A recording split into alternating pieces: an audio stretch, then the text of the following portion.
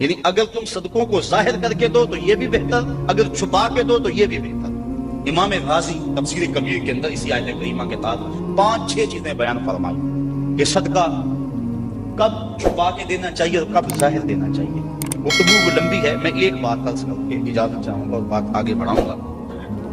2 طرح سے جو ہے وہ صدقہ دیا جاتا ہے، ظاہر اور پوشیدہ، اور اس میں اگر کسی شخص کو آپ دے رہے ہیں، کسی ذات کو دے رہے ہیں، تو پھر اس وقت مستحب اور بہتر یہ ہے کہ آپ چھپا کے دیں۔ کسی کی مدد ذاتی طور پہ کر رہے ہیں، غریب ہے، بیوہ ہے، یتیم ہے، تو پھر اس کی غربت کا اشتہار نہ لگائیں، پھر بہتر ہے کہ چھپ کے دیں۔ اور آقا کریم نے فرمایا 7 اشخاص قیامت کے دن اللہ کے عرش کا ٹھنڈا سایہ پائیں گے جب کوئی سایہ نہیں ہوگا۔ ان میں ایک شخص یہ فرمایا وَرَجُلٌ تَصَدَّقَ بِصَدَقَةٍ فَأَخْفَاهَا حَتَّى لَا تَعْلَمَ شِمَالُهُ مَا تُنْفِقُ يَمِينُهُ۔ وہ آدمی جس نے تنہائی میں صدقہ دیا اور اتنا خفیہ دیا کہ جو دائیں ہاتھ نے کیا وہ بائیں کو خبر نہ ہو۔ فرمایا کل قیامت کے دن جب کوئی سایہ نہیں ہوگا، اللہ اسے اپنے عرش کا ٹھنڈا سایہ نصیب ہوگا، اور جو عرش کے سائے تلے ہوگا قیامت کی تکلیف سے محفوظ ہوگا۔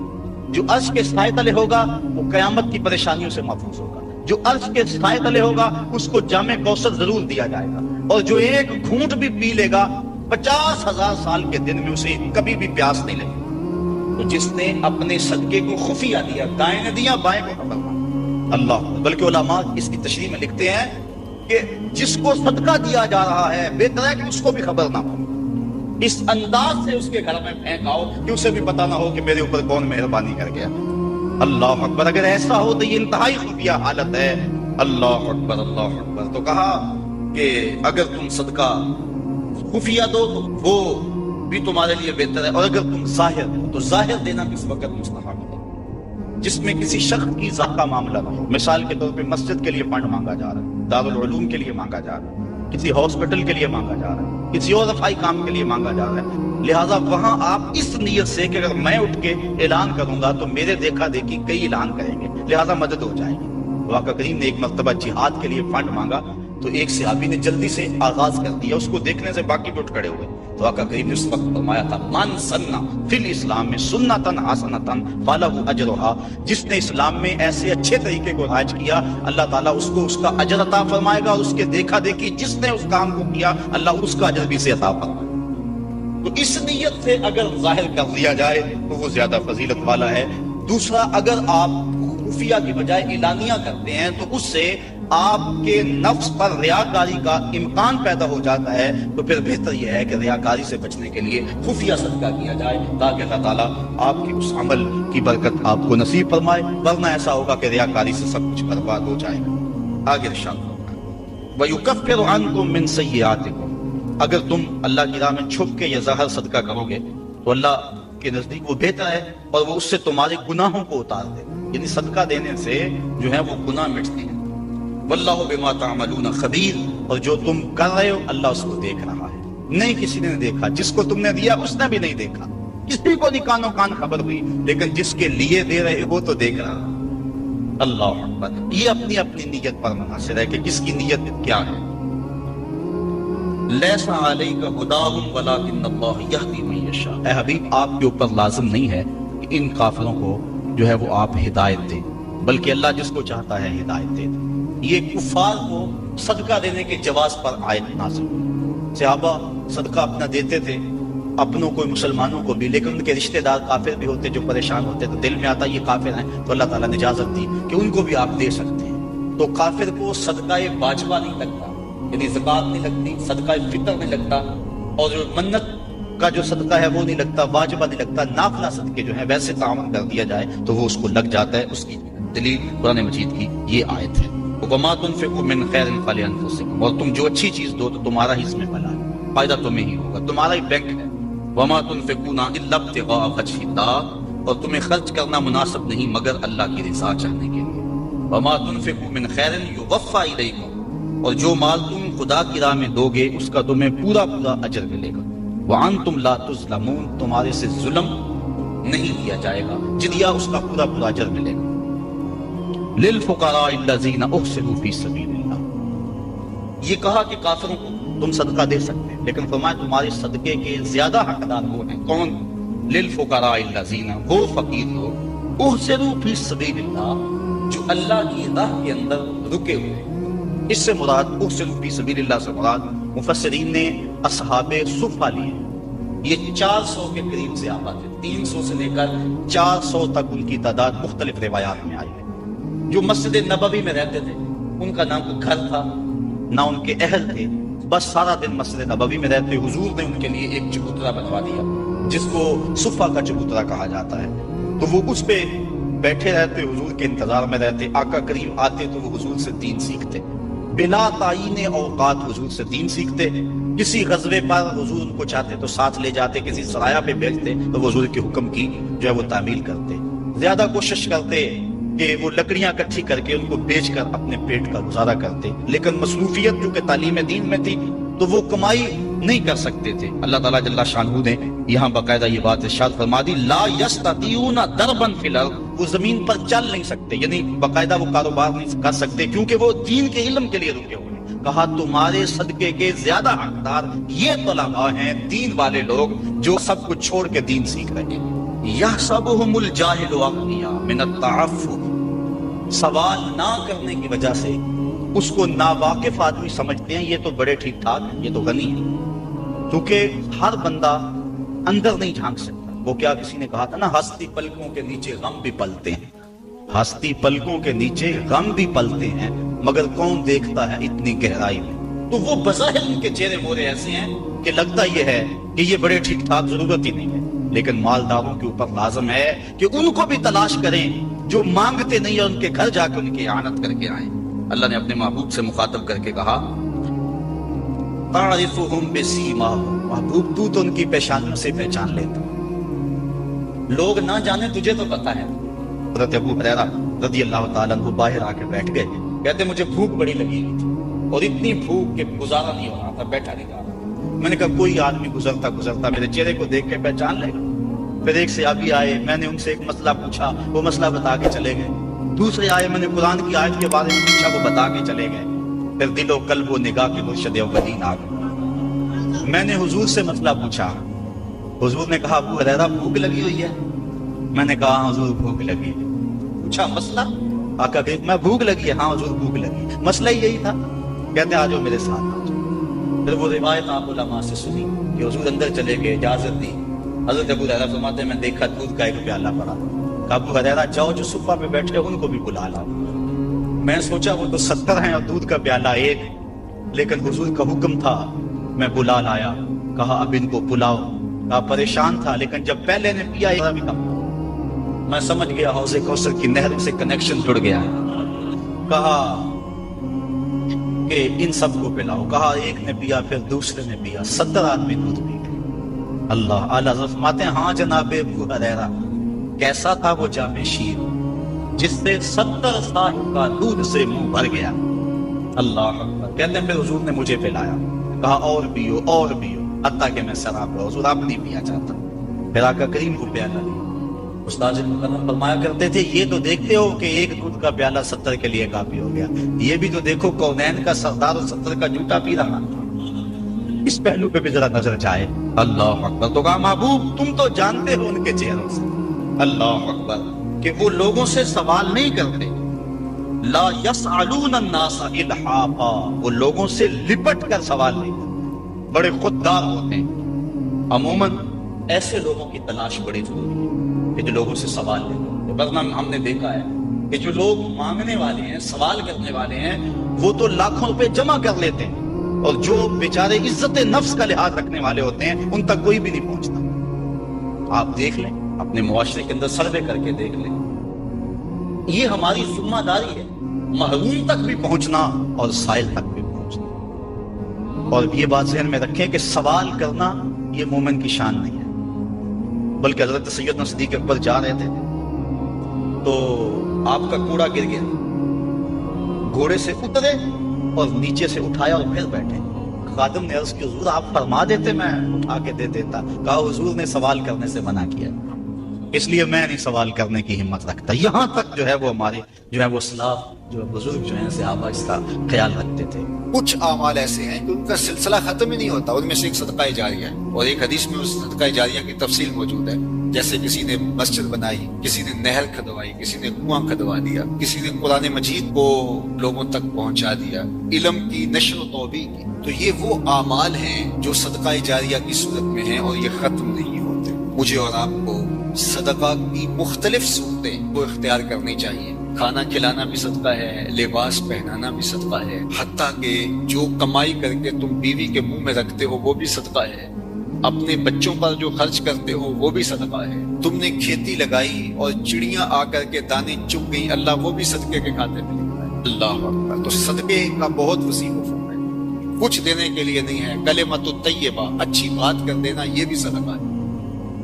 راستے میں پڑی ہوئی چیز کو اٹھا دینا، اس کو بھی کہا چھوٹی نیکی نہ سمجھ. تو مختلف صدقے کی صورتیں ہیں، سب ہمیں ادا کرنی چاہیے. لیکن ایک بہترین شکل صدقے کی صدقہ جاریہ ہے، اور وہ مسجد بنا دینا، وہ دارالعلوم بنا دینا، وہ نہر کھدوا دینا، وہ جو ہے وہ کنواں کھدوا دینا. حدیث میں آتا ہے جس طرح وہ آیت کریمہ نازل ہوئی، لن تنالوا البر حتى تنفقوا مما تحبون. تو بیرے ہاں لے کر کے صحابی اس کا معاملہ لے کر آگے، حضور مجھے سب سے زیادہ محبوب یہی ہے، تو میں یہی اللہ کی راہ میں پیش کروں.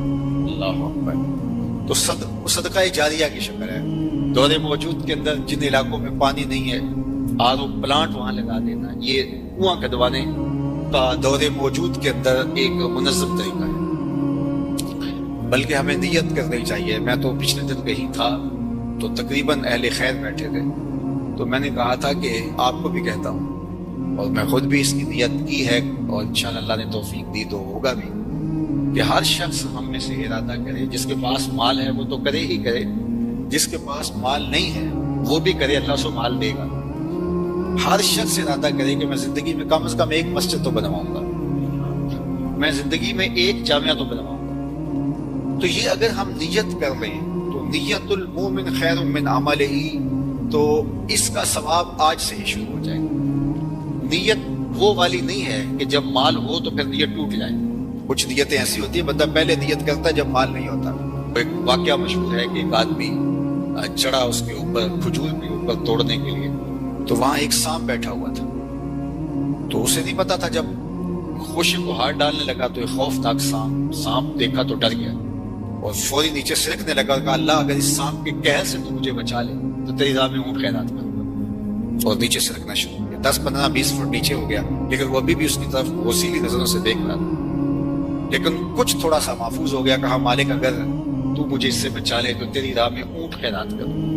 یوں اترتے اترتے نصف تک آ گیا اور سانپ کا خطرہ بھی ٹلا نہیں ہے. تو کہنے لگا اللہ اگر تو مجھے اس سانپ سے بچا لے تو تیری راہ میں بکری خیرات کروں. پھر زمین کے تھوڑا سا قریب آ گیا اور کہنے لگا اللہ تو اگر اس سانپ سے مجھے بچا لے تو مرغی دوں گا. اور پھر چھلانگ لگاتے ہوئے کہا مالک میرے گھر میں ایک انڈا پڑا ہے، وہی تیری راہ میں جا کے خیرات کر دوں گا. تو اونٹ سے چلا اور معاملہ انڈے تک پہنچا. یہ صادق النیہ نہیں ہے. اللہ کے محبوب علیہ السلام نے حضرت ابو کبشہ الانماری سے ایک روایت ہے، اس میں فرمایا لوگ 4 طرح کے، ان میں سے دوسری قسم کے لوگوں کا ذکر فرمایا وَرَجُلٌ رَزَقَهُ اللَّهُ عِلْمًا وَلَمْ يَرْزُقْهُ مَالًا. وہ شخص جس کے پاس مال نہیں لیکن اللہ نے اس کو شعور دیا ہے، فہم دیا ہے، علم دیا ہے. آگے لفظ ہے فَهُوَ صَادِقُ النِّيَّةِ، لیکن وہ نیت کا بھی سچا ہے. وہ کہتا ہے کہ اگر میرے پاس مال ہوتا لَعَمِلْتُ بِعَمَلِ فُلَانٍ، تو جو مالدار لوگ اللہ کی راہ میں خرچ کر رہے ہیں میں بھی ایسے ہی کروں. اور وہ ایسے اوپر سے نہیں کہہ رہا جب مال آ جائے تو پھر جائے. فرمایا وَهُوَ صَادِقُ النِّيَّةِ، وہ نیت کا سچا ہے. اگر مال آتا تو کرتا. آقا کریم نے فرمایا کہ کل قیامت کے دن اس نے کیا کچھ نہیں ہے، لیکن جب اعمال تولیں گے تو یہ بھی اس سخی کے ساتھ ہی کھڑا ہوگا. یہ بھی افضل المنازل. تو نیت کر لینی چاہیے کہ صالح اعمال بچا لائیں، صدقہ کریں، اور صدقہ جاریہ میں مجھے آپ کو سچے دل سے اللہ نصیب کر دے تو پھر یہ کوئی مشکل نہیں ہے، اور یہ سب کچھ یہاں رہ جانا ہے. اور وہ تو ہمارا کفن بھی میلا نہیں ہوتا کہ سب کچھ بانٹ لیا جاتا ہے. میاں صاحب بولے جاندی واری ڈرونا بڑے ہوتے، ہاتھ نہ لاندے ڈردے جنہ لئی تو پاپ کمایا جی کتھے نہیں تیرے کرتے. ابو لہب ابو جہل سے لے کے دجال تک الکفر ملت واحدہ، کفر ختم کرنے کی کوشش کرے گا، اپنے منہوں کی پھونکوں سے اس چراغ کو بجھانے کی کوشش کرے گا. ये चराग कभी आपको झिलमिलाता हुआ भी दिखाई देगा, लेकिन ये बात ज़हन में रख लो कि वल्लाहु मुतिम्मु नूरिही, अल्लाह इस नूर का इत्माम करेगा। अल्लाह अकबर। वलौ करिहल काफिरून, काफिरों का सब कुछ डूब जाए, इतना सरमाया लगाया, मुसलमान फिर उभर गए। मंगोलों ने क्या कुछ नहीं किया था, बगदाद को उजाड़ के रख दिया, दरियाए दजला का बंद तोड़ दिया, इंसानी खोपड़ियों के मीनार तामीर किए गए, 1.25 लाख लाशें तय खानों से हमने निकाली, और कोई नहीं कहता था कि मुसलमान अब दोबारा उठ पाएंगे।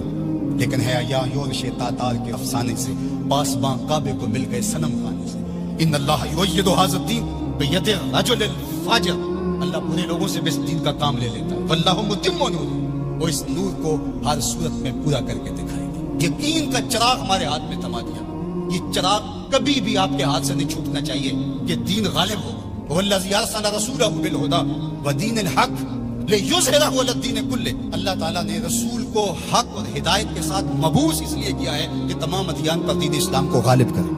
अगरचे मुशरिकीन को नापसंद हो, सारी उनकी मेहनत डूब जाएगी, सारी कमाई डूब जाएगी। इतना सरमाया किया, ये टेक्नोलॉजी के खड़े किए गए पहाड़, ये खरीदे गए गद्दार, ये कायनात के अंदर उनके आली दिमागों की मेहनत, दसीसा कारियां, फैलाए गए जाल, ये सब जाया हो गया। और इस्लाम जब उठता है तो फिर इस्लाम उठ के खड़ा हो जाता है।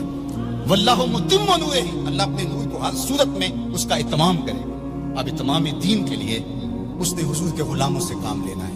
आप आए हो, धूप में भी बैठे हो, आज अहद करके जाओ कि हम इत्माम दीन की तहरीक में अमलन शरीक होंगे। अल्लाह अकबर। और वो किस तरह होगा? अल्लाह उसके रसूल के साथ हमारा ताल्लुक अगर मजबूत होता है तो इत्माम दीन होगा। पहली बात ज़हन में रख लीजिएगा, दीन कभी भी मगलूब नहीं हुआ, दीन गालिब रहा। दलाइल व बराहीन की रोशनी में दीन हमेशा गालिब था। सियासी तौर पे हम मगलूब हुए और टेक्नोलॉजी में हम मगलूब हुए, मुख्तलिफ जगहों पे मुख्तलिफ ज़राए में हम मगलूब हुए, लेकिन अपनी फितरी सदाकत के एतबार से दीन कभी मगलूब नहीं हुआ। दीगर उन्वानात से हमारी मगलूब हुई। इस्लाम अपने फितरी मिजाज के साथ गालिब है। अल्लाह उसके रसूल के साथ हमारा ताल्लुक मजबूत होना चाहिए, सतही नहीं होना चाहिए। हमारा ताल्लुक मजबूत होना चाहिए। हमारी मोहब्बत नारों तक महदूद नहीं होनी चाहिए। हमारी मोहब्बत सिर्फ हमारे लिबास और हमारी वज़ाकता तक महदूद नहीं होनी चाहिए, बल्कि मोहब्बत रसूल का तकाजा ये है कि हमारी रूहें भी हुजूर की गुलाम होनी चाहिए, हमारा जिस्म भी हुजूर का गुलाम। हमारा तर्ज जिंदगी, अंदाज़े मुआशरत, उठना बैठना, रवैये, शादी ब्याह, मरक, सब कुछ हुजूर की गुलामी के सांचे में है। दूसरा काम आपने जो करना है वो किताबुल्लाह से रब मजबूत करना है। जितना मजबूत रब कुरान से कायम होगा, उम्मत ऊपर चली जाएगी। सिर्फ नारों से नहीं, सिर्फ बातों से नहीं, मेरी गुफ्तगू से नहीं, इस इज्तिमा से नहीं, आपने कुरान से अपने रब को मजबूत करना है।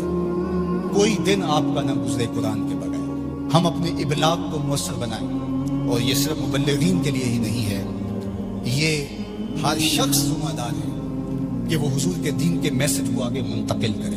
मुयस्सर तबलीग का अंदाज होगा तो असर अंदाज होगा। अगर तबलीग का अंदाज मुयस्सर नहीं है तो वो उल्टा नुकसान का सबब होगा। इखलाको किरदार की खूबसूरती हर सूरत के अंदर इस उम्मत को हासिल करनी होगी। उम्मत गिर जाए, उम्मत उरूज पे हो, जिस सूरत के अंदर भी है, अपनी गुफ्तगू को, अपने तर्ज जिंदगी को, अपने अंदाज मुआशरत को खूबसूरत रखेंगे और हमारा किरदार बताएगा कि हम हुजूर के गुलाम हैं, तो हम चाहे एक ही फर्द होंगे तो उस पैगाम को लेकर आगे बढ़ जाएंगे। लेकिन लाखों भी होंगे लेकिन बदतमीज होंगे किरदार के एतबार से, रवैयों के एतबार से, अखलाकियात के एतबार से, तो फिर कुछ भी नहीं होगा। हम एक झाग की तरह होंगे। तालीम का नज़्म उम्मतों को खड़ा करता है और तालीम के जरिए से कौमें आगे बढ़ती हैं, और जहालत ही कौमों की बर्बादी का सबब और जरिया होता है। इसीलिए इदारतुल मुस्तफ़ा ने इस सेक्टर के अंदर खास तौर पे अपने काम को आगे बढ़ाने का आगाज किया है, इसलिए कि मिंबर मेहराब को अगर साले अफराद नसीब हो जाएं जो दीन की रूह के मुताबिक उन तक पैगाम पहुंचा सके, तो ये उम्मत खड़ा होते हुए देर नहीं लगेगी। इसी तरह दूसरा किरदार वालिदैन का है, तीसरा किरदार मुअल्लिमीन का है। उम्मत साजी के अमल में ये तीन किरदार इंतहाई अहम है। और चौथा किरदार दौरे मौजूद के अंदर मीडिया का है, जिससे हम सरे दस्त कोई तवक्को नहीं रख सकते। लेकिन ये तीन किरदार जो हैं ये इंतहाई अहम है, इन किरदारों को हमें संभालना पड़ेगा। गलबाए दीन का शौक जुनून की हद तक हमारे सीने में मौजूद होना चाहिए, लेकिन ये बात ज़हन में रखें कि अगर हम ये नहीं कर पाते तो हमारे ज़ुम्मे नहीं है। हमारे ज़ुम्मे जो है वो कोशिश और मेहनत करना है। جب انسان یہ طے کر لیتا ہے کہ یہ میں نے کرنا ہی کرنا ہے اور وہ نہیں ہو پاتا تو وہ مایوس ہو جاتا ہے. اس لیے غلبہ اگر ہو جاتا ہے تو یہ بہت اچھی بات ہے. بلکہ میں نے یہ بات کئی دفعہ کہی ہے کہ ہمارا کام صفے سیدھی کرنا ہے, اللہ امام کو بھیج دے گا. لیکن خود اگر ہم کہیں کہ ہم امام بن کے بھی ہم نے بیٹھنا ہے تو پھر گھر کا رستہ بھول گئے, ہم گھر جانے کی جلدی میں پھر ہم راستہ بھول جائیں گے. ارادۃ المصطفیٰ ایک مربوط فکر کا نام ہے, اس کے طے شدہ اہداف ہیں. لیکن یہ بات ذہن میں رکھیے گا کہ ہم ایک طوفان سینے میں رکھنے کے باوجود ایسی جلد بازی کبھی نہیں کریں گے جس سے ہمارا راستہ کھوٹا ہو جائے. ہم سمجھتے ہیں اور اس وقت جو دکھ پھیلے ہوئے ہیں, امت جس درد میں مبتلا ہے, ایک وقت تھا اس زمانے میں ہم بھی کہتے تھے کوئی شہر دے لوگ بھی ظالم نے, کوئی سانو مرن دا شوق بھی ہے. وہ شوق فراواں مرنے کا سینے میں موجود ہے. لیکن آج میں یہ بھی کہنا چاہوں گا کہ اے اشک آہستہ بریز کہ غم زیادہ است, اے آنسو ہولے ہولے برسو غم زیادہ ہے, اے شمع آہستہ بسوس کہ شب دراز است. رات بہت لمبی ہے, رات بہت تاریک ہے, اس شمع کو بچا بچا کے جلانا ہے, کہیں بجھ نہ جائے یہ چراغ اور بات آدھی رات اندھیرے میں ڈوب جائے. اگر تم چراغ ہدایت ہو, اگر تمہارے دم سے اجالے ہیں, اگر تمہاری وجہ سے اللہ کی مخلوق خیر کی راہوں کو اختیار کر رہی ہے, اگر تم امت کی ضروریات کو سمجھنے کی صلاحیت رکھتے ہو تو پھر ہولی ہولی چلو. اس لیے کہ شب دراز است, رات بہت لمبی ہے, اس لیے ہولے ہولے آہستہ آہستہ منزل کی طرف بڑھتے جاؤ. ہاں, اٹھنے والا قدم رہے منزل کی طرف, چونٹی کی چال پہ بھی چلو گے تو منزل پہ پہنچ جاؤ گے. امت کے تصور کو ہمیشہ اجاگر رکھنا, حضور کی امت بن کے رہنا. آپ اپنی شناخت کو, آپ کی علاقائی شناخت ہے, آپ کی مسلکی شناخت ہے, آپ کی خاندانی شناخت ہے, آپ کی جو بھی شناختیں ہیں ان شناختوں کو باقی رکھو. میں ان شناختوں کا انکار نہیں کرتا, لیکن آپ کا تعارف امت کے حوالے سے آگے بڑھنا چاہیے. اور امت یہ ایک آفاقی تصور ہے کہ جو آپ کو کھڑا کر دے گا اور آقا کریم علیہ السلام کی تسکین قلب کا سبب اور ذریعہ بنے گا. جب علماء مشائخ ایک دوسرے کے جبے ادھیڑ رہے ہوتے ہیں, منبر رسول جو حضور کا دیا ہوا ہوتا ہے اس پہ ایک دوسرے کو کافر کہہ رہے ہوتے ہیں, اور کسی کو کافر کہنے پہ جشن منا رہے ہوتے ہیں, اور ان کی پگڑیاں ادھیڑ کے اس کی دھچیاں بکھیر رہے ہوتے ہیں, اس پہ رقص کر رہے ہوتے ہیں, گنبد خضرا میں رسول اللہ کو کتنی تکلیف ہوتی ہو. تو اس لیے امت بن کے رہو, بکھر کے نہ رہنا. سیاسی شعور اچھی طرح سے آپ کے اندر ہونا چاہیے.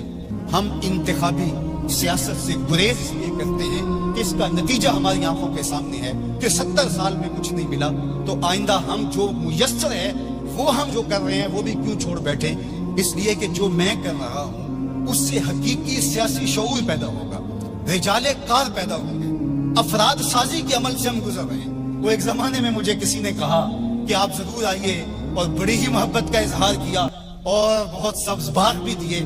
تو میں نے ان کو پیر نصیر الدین علیہ رحمہ کا ایک قول سنایا کہ ایک زمانے میں ان کو وقت کے ایک حکمران نے کہا کہ جناب آپ آئیے, ہم آپ کو وزیر بنانا چاہتے ہیں. تو انہوں نے ہنس کے کہا میں بادشاہ کو انہیں وزیر بنانا چاہتا ہوں. اس لیے ہم انتخابی سیاست کا کوئی عملی نتیجہ نہیں دیکھتے.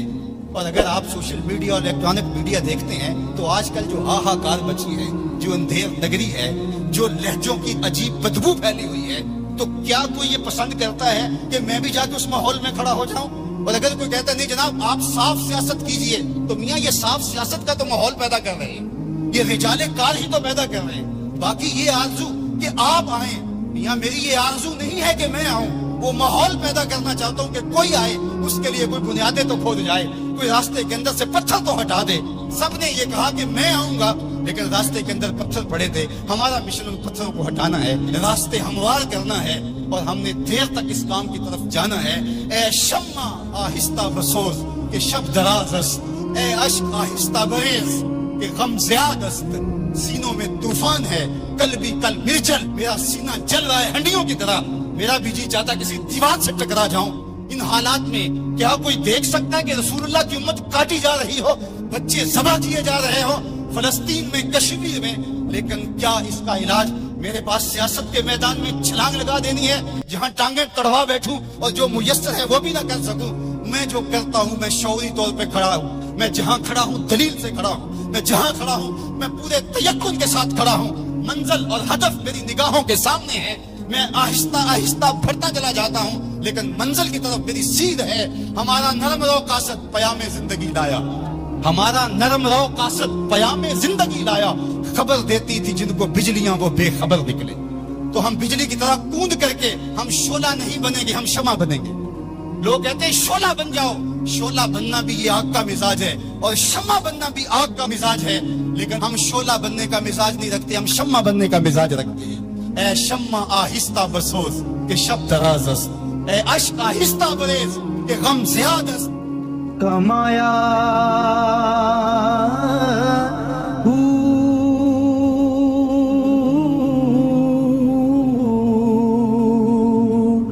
نام بھج مسیح تی وڑیا نا تسبا.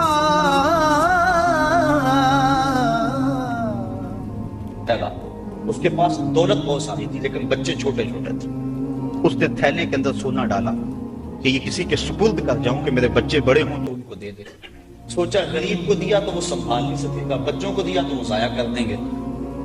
ایک دوست تھا اس کا امیر ترین, اس کو کہا کہ میاں یہ سونا اور تھیلا ہے, ساتھ وصیت نامہ لکھا, جب میرے بچے بڑے جوان ہو جائیں بالغ ہو جائیں تو جو تیرا جی چاہے ان بچوں کو دے دینا. یہ اس نے وصیت کی اور وہ سب کچھ اس کے سپرد کیا. بچے جوان ہوئے, اس نے لوگوں کو بلایا, بچوں کو بلایا, سونا تھیلا سب کچھ سامنے رکھا, وصیت نامہ پڑھا. ان کے باپ نے جب مرتے ہوئے مجھے یہ سونا تھیلے میں ڈال کر دیا تو ساتھ یہ وصیت نامہ لکھ کر دیا کہ جب میرے بچے جوان ہوں گے جو تیرا جی چاہے بچوں کو دے. تو اس نے سونا اپنے پاس رکھ لیا اور خالی تھیلا بچوں کو دیا. اب سارے کہیں ظلم ہوا ہے, یتیموں کے ساتھ ظلم ہوا ہے, لیکن کریں کیا کہ وصیت نامہ ہی ایسا تھا, نہ عدالتی چارہ جوئی ہو سکتی ہے نہ اس کو کہا جا سکتا ہے. سارے کہیں ظلم ہوا. علماء سے پوچھا کہا ظلم ہوا, لیکن کیا کہا جا سکتا ہے. وصیت نامہ کے اندر بات ہی ایسی تھی کہ اس نے زیادتی کی ہے اور سب کچھ خود رکھ لیا. امام اعظم امام ابو حنیفہ سراج الامہ امام الائمہ, آپ کی خدمت میں لوگ حاضر ہوئے کہ یوں یتیموں کے ساتھ یہاں زیادتی ہوئی, لیکن وصیت نامے کی عبارت اس طرح کی تھی, اس لیے کوئی بول بھی نہیں سکتا. آپ کو ارشاد فرمائیں. کہا دوبارہ سب لوگوں کو جمع کر لو, اسے بھی بلا لو, بچوں کو بھی بلا لو. بلا لیا گیا. کہا میاں وصیت نامہ پڑھو. وصیت نامہ پڑھا گیا کہ یہ سونا ہے تھیلے میں ڈال کے تجھے دے رہا ہوں, جب میرے بچے جوان ہو جائیں گے جو تیرا جی چاہے وہ بچوں کو دے دے. آپ نے فرمایا پھر پڑھو. اس نے پھر پڑھا. کہا اب تم بتاؤ تمہارا جی سونے کو چاہ رہا ہے یا تھیلے کو چاہ رہا ہے. اس نے کہا میں تو سونا رکھنا چاہتا ہوں. کہا وصیت نامہ پڑھو. وصیت میں ہے جب بچے جوان ہوں گے جو تیرا جی چاہے وہ بچوں کو دے دے. اب تیرا جی تو سونے کو چاہ رہا ہے اور وصیت میں لکھا بھی یہ ہے کہ جو تیرا جی چاہے وہ بچوں کو دے دے, لہٰذا سونا دینا, بچوں کو تھیلا رکھ خود. تو امام اعظم نے اس طرح ان یتیموں مدد فرمائی تو کہا لن تنالوا البر حتی تنفقوا مما تحبون. تم اتنی دیر تک نیکی کی حقیقت کو نہیں پہنچ سکتے جب تک اس کو تم اللہ کی راہ میں خیرات نہ کرو جس کو تم خود پسند کرو. اللہ مما تحبون, تو انسان اس کو راہ خدا میں خیرات کرے جس کو خود پسند کرتا ہے. اور آگے فرمایا وَاعْلَمُوا, اور جان لو ان اللہ غنی حمید, اللہ غنی بھی ہے اور سراہا ہوا بھی. اسے تمہارے مالوں کی ضرورت نہیں ہے, وہ ان غریبوں کو خود بھی تو دے سکتا تھا نا. تمہاری ڈیوٹی لگائی کہ تم دینا, خود بھی تو دے سکتا تھا, لیکن یہ تمہاری آزمائش, ان کی آزمائش اور تمہاری آزمائش. اب دیکھتے ہیں کون اپنی آزمائش میں پورا نکلتا ہے. الشیطان یعدکم الفقر ویامرکم بالفحشاء, شیطان تمہیں اندیشہ دلاتا ہے محتاجی کا. اگر تم نے اللہ کی راہ میں دیا تو تم محتاج ہو جاؤ گے, تمہارے پاس اتنی دولت نکل جائے گی. ویامرکم بالفحشاء, اور تمہیں بے حیائی کا حکم دیتا ہے. بے حیائی سے یہاں مراد علماء تفسیر فرماتے ہیں بخل ہے, کنجوسی ہے. اور کنجوسی کو بے حیائی اس لیے کہا گیا کہ اس سے بڑی کیا بے حیائی ہوگی کہ غریب نانے شبینہ کو ترستا ہو اور امیر دولت کو سنبھال کے بیٹھ جائے. یہ بے حیائی نہیں ہے تو اور کیا. وہ کیا کسی نے کہا تھا گندم امیر شہر کی ہوتی رہی خراب, بچی مگر غریب کی فاقوں سے مر گئی. اس سے بڑی بے حیائی کیا ہوگی کہ ایک گھر میں گھی کے چراغ جلتے ہوں, ایک گھر کے اندر فضول خرچیوں پر مال لڑھائے جا رہے ہوں, اور دوسری طرف بیوہ کی یتیم بچیاں گھر میں بوڑھی ہو رہی ہیں اور کوئی ان کا رشتہ قبول نہ کرتا ہو کہ ان کے پاس دینے کے لیے کچھ نہیں ہے. اور ہم پیسے اڑا دیں اپنے نفس کی خواہش کے لیے جو ہے وہ لاکھوں روپے خرچ کریں اور اپنی گلی میں ان غریبوں اور یتیموں کا لحاظ نہ رکھیں، تو اس سے بڑی بے حیائی اور کیا ہو سکتی ہے؟ اللہ تعالیٰ نے بخل کو جو ہے وہ فحشاء کے ساتھ تعبیر کیا کہ شیطان تمہیں بے حیائی کا حکم دیتا ہے، واللہ یعدکم مغفرۃ منہ وفضلا، اور اللہ تمہیں مغفرت کا اور اپنی جناب سے فضل کا وعدہ دیتا ہے۔